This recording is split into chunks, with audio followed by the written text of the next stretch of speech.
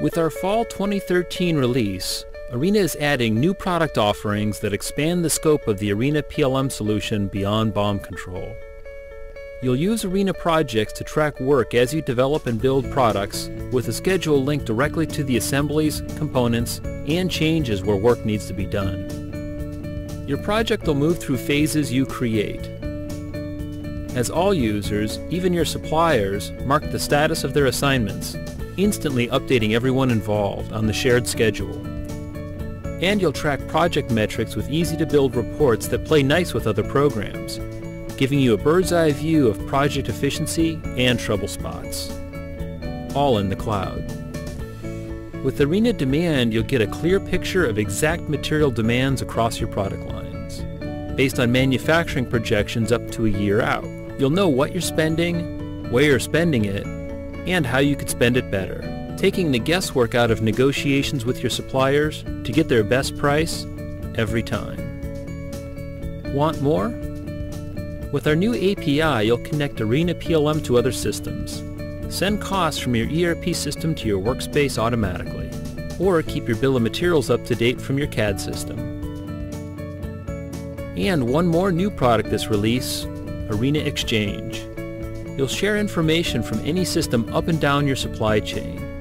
With the available collaboration feature, your suppliers will discuss and approve changes, quality concerns, design reviews, and more in real time.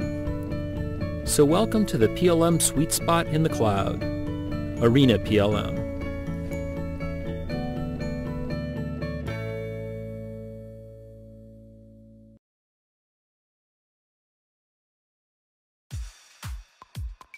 Here are some creepy things that have happened to people while playing Pokémon Go. I'm sure you've heard about Pokémon Go. Well, if you haven't yet been sucked into this virtual game, I'm certain you know people who have.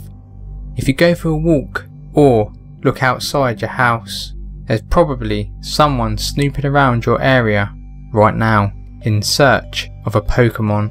But if you're now thinking of diving into this yourself, just be warned, there has already been some seriously creepy things that have happened whilst people are playing Pokémon Go. And this viral reality game really only just exploded onto the scene. So here are some creepy things that have happened lately. In Pennsylvania, a mother named Tracy Nolan is on a mission to educate parents about Pokémon Go safety, and with good reason. Nolan's 15-year-old daughter, Autumn, was hit by a car just after pinpointing a Pokémon near a busy highway. The teen required hospitalization after suffering a collarbone injury, a foot injury, and many bruises and cuts. Shayla Wiggins is a 19-year-old girl in Wyoming who got way more than she bargained for when she was searching for wild Pokémon and found a dead body in the Wyoming Wind River. Shayla said, "I was walking towards the bridge along the shore when I saw something in the water. I had to take a second look and realised it was a body." She began to shake and cry when she made the discovery and immediately called 911. She said, "I probably would never have went down there if it wasn't for this game, but in a way I'm thankful.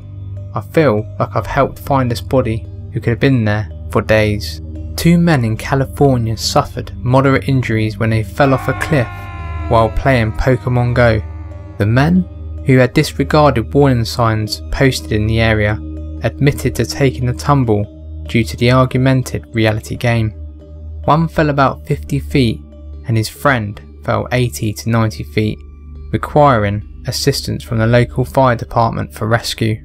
They're both being treated at the Scripps La Jolla Trauma Centre. In case you had any doubts that Pokémon Go's geolocation is making players' whereabouts pretty transparent, meet Evan Scribner, now single and warning others against a similar fate. Scribner told the New York Post his girlfriend dumped him when she noticed the geotag for one of the Pokémon he had caught was shockingly located at none other than Scribner's ex-girlfriend's house. So a man gets busted for cheating. Police in O'Fallon, a suburb of St. Louis, said they had arrested 4 teens recently after a robbery victim called police from a convenience store. The police said a group of people used the app to lure nearly a dozen victims into armed robberies. O'Fallon Police Sergeant Bill Stringer in a release said, using the geolocation feature of the Pokémon-Go app, the robbers were able to anticipate the location and level of seclusion of unwitting victims, where the Pokémon players were lured to isolated spots and then robbed. A man's house has become a Pokémon gym. Well, this is unfortunate. In the Pokémon Go world, gyms are kind of a big deal because they allow you to level up and earn free coins. So naturally, players flock to them, which is all well and good until your house somehow gets pegged as a Pokémon Go gym. That's exactly what happened to poor Boone Sheridan, who lives in a historic church converted into a private residence. Now he is subject to visitors at all hours of the day and night, as well as people lined up in cars in front of his driveway just idling while they train. At least he seems good-natured about the whole thing, but how creepy would it be to have lots of people outside your home playing Pokemon? Want to test your commitment to Pokemon Go mastery? And take a walk in a cemetery. You might find a ton of Pokestops to visit at graves.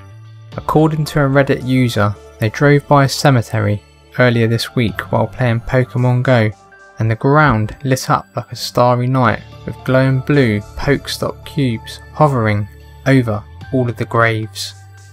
Pokemon Go players helped fight crime after thwarting a burglary, South Yorkshire police said.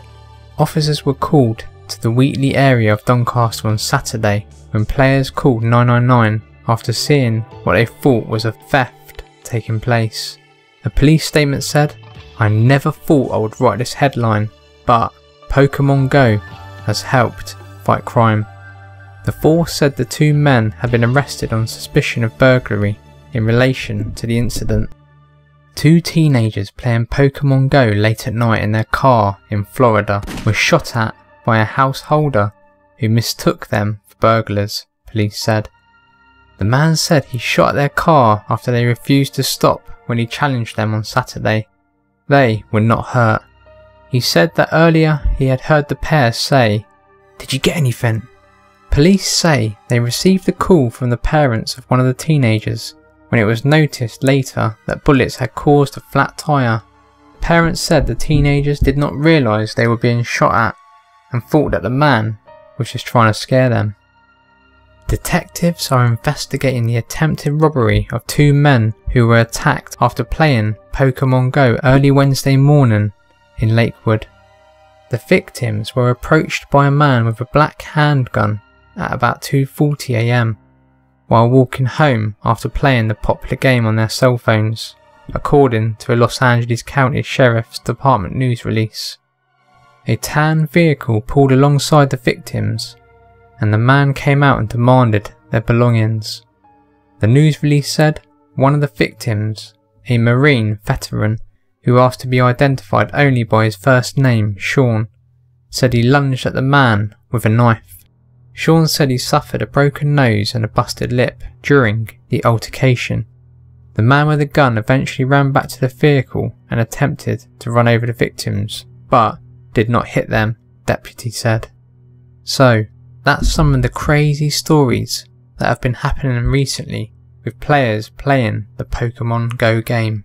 Make sure you stay safe while playing this game, as you never know just what could happen to you. If you enjoyed this video, please give it a like, and don't forget to subscribe for more. I laid there for a moment, listening, and then started playing on my phone again. The noise was annoying as hell.